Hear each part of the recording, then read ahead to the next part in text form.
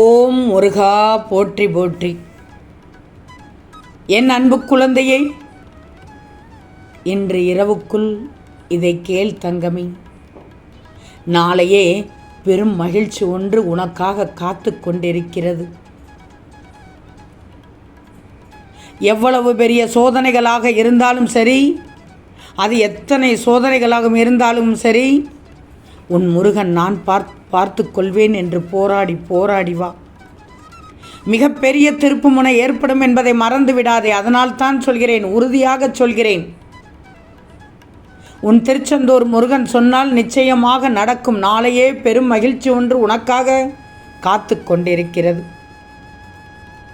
நீ பேசுவது யாருக்கும் கேட்கவில்லை என்று நினைத்தாயா? உன் முருகன் நான் கேட்டுக்கொண்டேதான் இருக்கிறேன். நீ மற்றவர்களை பற்றி நினைக்காதே, ஆராயாதே. பள்ளத்தில் விழுந்தால் உன்னை உயர்த்தி காட்டி தூக்கி விட்டுள்ளேன். உன்னுள் இனி புலம்பியது எல்லாம் போதும். இனி வரும் காலம் எல்லாம் உனக்கு பொன்னான காலமாக இருக்கும். நீ எதையுமே தேடி போக வேண்டாம், அதுவே உன்னை தேடி வரும். உன் வாழ்க்கையானது சொர்க்கமாக மாறப்போகிறது. நான் சொல்வதை நம்புவாய்தானே? நம்பினால் நிச்சயமாக நடக்கும் தங்கமே. நேர்மையாக நடந்து அதன் பலனை பெறாத பொழுது தர்மம் தோற்பது போலத்தான் தெரியும். ஆனால் என்றாவது ஒரு நாள் சூழ்நிலை மாறும் தங்கமே. ஆடியவர் அடங்கும் நேரம் நிச்சயமாக வந்துவிடும். கவலையே படாதே. இந்த முருகன் ஒன்றை சொல்வதை கேட்பாயா? இந்த அழகான உலகத்தை சுற்றி பார்க்க வந்த சுற்றுலா பயணிதான் நீ. என்றாவது ஒரு நாள் திரும்பிச் செல்லத்தான் போகிறாய். தேதிகள் மட்டும்தான் ரகசியம். அதனால் இந்த முருகன் என்ன சொல்ல வருகிறேன் என்பதை மட்டும் கேள். உன் வாழ்க்கையில் நீ இழந்ததை பற்றி வருந்தாதே. கடந்த காலம் என்பது வெறும் நினைவுகள்தான், நிரந்தரமே அல்ல.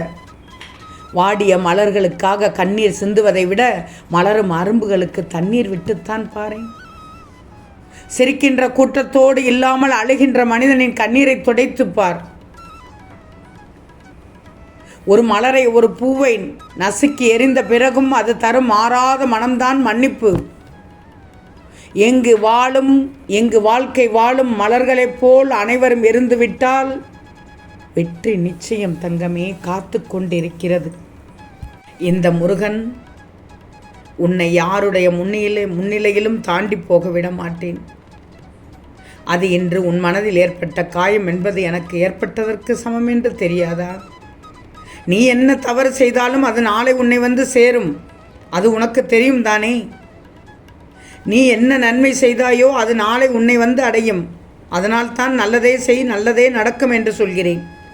உனது துயரங்கள் விரைவில் முடிவுக்கு வந்துவிடும். உனக்கு என்ன வேண்டும், எது தர வேண்டும், எது இந்த நேரத்தில் தரக்கூடாது என்று எனக்கு தெரியும். வேண்டியதை என்னிடம் வந்து கேள். வந்து கேட்டவுடன் உனக்கு தர வேண்டியதை தானாக உனக்கான நேரத்தில் கொண்டு வந்து சேர்ப்பேன். நீ உயரக்கூடிய தருணத்தில் இப்போது இருக்கிறாய். அதனால்தான் நீ நிம்மதியாக இருக்கப் போகிறாய். நிம்மதியாக இருக்கப் போவதற்கு பெரும் மகிழ்ச்சி ஒன்று உனக்காக காத்து கொண்டிருக்கிறது. உன் கர்ம பலன்கள் விலகப் போகிறது. வாழ்க்கையில் பெயர் புகழ் பெற்று உச்சாணியில் இருக்கப் போகிறாய், உயரத்தில் இருக்கப் போகிறாய். எப்போது உன் தவறை ஒப்புக்கொள்ள முன்வருகிறாயோ அப்போது நீ மனச்சாட்சி கொண்டவனாகி விடுகிறாய். என்றும் செய்த தவறை மீண்டும் மீண்டும் செய்யாமல் பார்த்துக்கொள். ஏன் எப்போதும் எனக்கு யாரும் இல்லை என்று புலம்புகிறாய்? அந்த எண்ணம் மிகவும் தவறானதே, ஆபத்தானதும் கூடவே. உன்னை சுற்றி உள்ளவர்கள் உன்னை புரிந்து கொள்ளவில்லை என்றால் விட்டுவிடு. இந்த உலகத்தில் இன்று பலர் சுயநலமில்லாமல் எந்த செயல்களையும் பிறருக்கு செய்வதில்லை. அப்படிப்பட்ட மனிதர்களிடமிருந்து நீ விலகி இருப்பது தானே நல்லது. அவர்கள் கண்டுகொள்ளாமல் சென்றால் என்ன? அதற்கு ஏதாவது உனக்கு ஒரு பயன் கிடைக்குமா? இல்லையே. நன்மை இருக்குதா? இல்லையே. மகிழ்ச்சி பெறுவாயா? இல்லையே. இல்லை என்ற சொல்லுக்கு ஆட்பட்ட பிறகு பின் ஏன் அவர்களை நாட வேண்டும்? இனி உனது காலம்தான் தங்கமே. எல்லாம் மாறும்.